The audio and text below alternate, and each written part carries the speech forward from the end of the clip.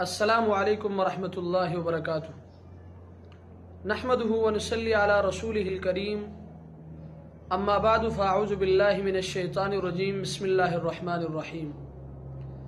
الحمدللہ آج قسط نمبر 79 میں آپ کے مسائل اور ان کے حل کے ساتھ ایک مرتبہ پھر میں آپ کے درمیان۔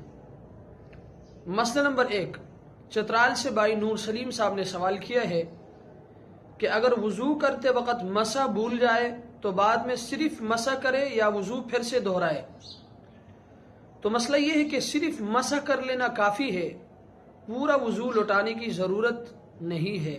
فتاوی محمودیہ جلد نمبر 5 صفحہ نمبر 45۔ مسئلہ نمبر 2، کراچی سے بھائی عمران عبداللہ صاحب نے 2 سوالات کیے ہیں۔ ان کا پہلا سوال یہ ہے کہ مسواک کی مقدار کتنی ہونی چاہیے؟ تو مسئلہ یہ ہے کہ مسواک ایک بالش سے زائد نہ رکھی جائے، ابتداً ایک بالش ہو تو بہتر ہے، کم میں بھی مذائقہ نہیں، پھر جس قدر چھوٹی ہو کر استعمال کے قابل رہے استعمال کی جائے۔ رد المحتار جلد نمبر 1 صفحہ نمبر 114۔ ان کا دوسرا سوال یہ ہے کہ عورتوں کے لیے مسواک کرنا کیسا ہے؟ تو مسئلہ یہ ہے کہ عورتوں کے لیے مسواک کرنا درست ہے اگر مسوڑے برداشت کر سکے۔ فتاوی محمودیہ جلد نمبر 5 صفحہ نمبر 50۔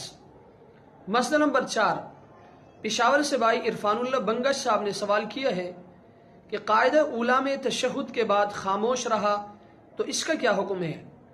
تو مسئلہ یہ کہ اگر کوئی شخص قاعدہ اولیٰ میں تشہد کے بعد کم سے کم 3 مرتبہ سبحان اللہ کہنے کی مقدار خاموش بیٹھا رہا، یا درود شریف پڑھ لیا، یا کم سے کم اللہم صلی علی محمد تک پڑھ لیا، یا دعا مانگ لی، تو ان تمام صورتوں میں سجدہ سہو کرنا واجب ہوگا، کیونکہ اس میں تشہد پر اکتفا کرنا اور درود شریف نہ پڑھنا اور تشہد کے بعد فوراً کھڑا ہونا واجب ہے۔